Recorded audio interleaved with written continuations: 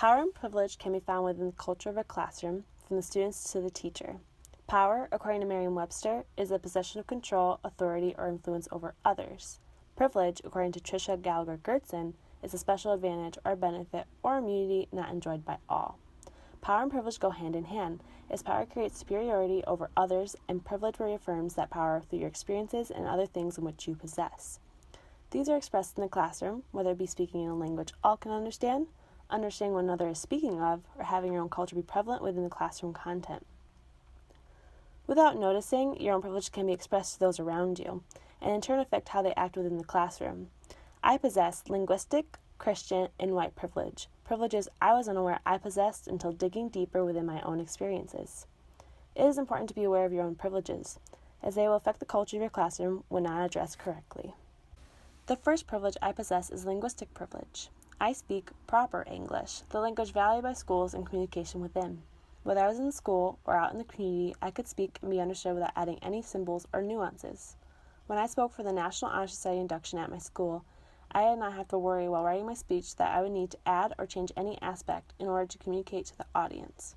Within a classroom, you may encounter students whose native tongue is not English. They can speak anywhere from broken English to no English at all. That is why it is a privilege, because not all possess the ability to communicate and be understood, as they do not speak our language and us theirs.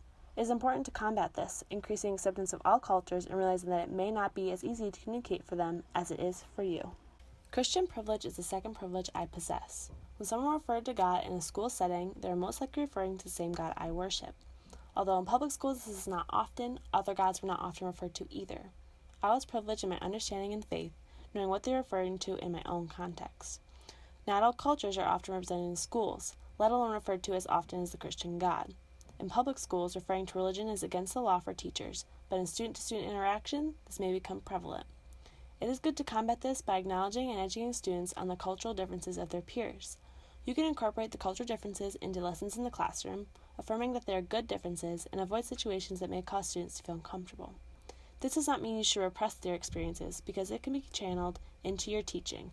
It does mean that students will acknowledge their differences and be more culturally aware in their actions within the classroom and outside the classroom. My last privilege is white privilege. I grew up in a family with not a lot of money and a community of mainly white people. It wasn't until I was exposed to the world that I realized the white privilege I held. Within school, I was able to learn and read from textbooks and other resources, where my race was heavily represented in history. The white view of historic events, like the Civil War, were exhibited in textbooks more than that of another viewpoint, like African Americans. Few teachers made an effort to expose students to the other side, and that led them to have false impressions on other cultures and races. Combating this in the classroom is essential to expanding students' worldview, as this knowledge is helpful in their understanding and treatment of others in society. By providing students with many viewpoints and possessing books that represent different cultures, white privilege can be minimized within the classroom. The privileges in which I possess, if gone unnoticed, can negatively affect the culture of my classroom. By being aware of them, I'll be better able to create a diverse and comfortable climate for my students. Privileges don't have to be completely forgotten, as they can help a person to reflect and grow upon them. Some privileges are out of one's control. What they can do is work to prevent them from becoming power expressed over others. Students bring to the classroom their own diverse privileges, and with that, you can work to diversify their view as well as your own.